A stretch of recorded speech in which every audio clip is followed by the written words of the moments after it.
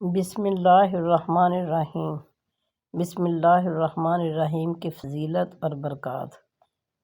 ہر وہ کام جو بسم اللہ الرحمن الرحیم سے شروع نہ کیا جائے وہ بے برکت ہوتا ہے۔ رسول اللہ صلی اللہ علیہ وآلہ وسلم نے فرمایا، جو شخص بسم اللہ الرحمن الرحیم کی تلاوت کرتا ہے تو اللہ تعالیٰ بسم اللہ کے ہر حرف کے بدلے میں اس کے نامہ اعمال میں 4000 نیکیاں درج فرما دیتا ہے۔ امام علی رضا نے فرمایا، بسم اللہ الرحمن الرحیم اسم اعظم سے اس قدر نزدیک ہے جتنی آنکھ سے اس کی سفیدی۔ بسم اللہ الرحمن الرحیم۔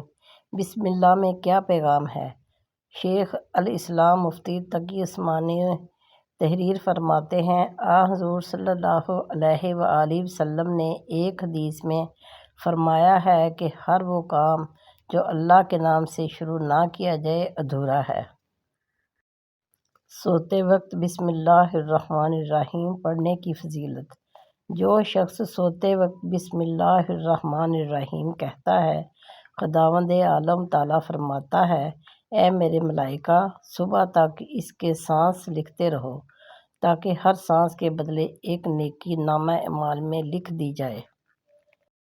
بسم اللہ الرحمن الرحیم لوح پر سب سے پہلی لکھی جانے والی، اللہ کا سب سے پہلا تعارف کرانے والی، بیماری کو شفا، غذا کو دوا بنانے والی، شیطانی بلاؤں اور جنات کو اندھا بنانے والی، عزت و وقار دلانے والی، بندشوں کو زیر و زبر کرنے والی، رزق کو بابرکت بنانے والی۔ بسم اللہ الرحمن الرحیم۔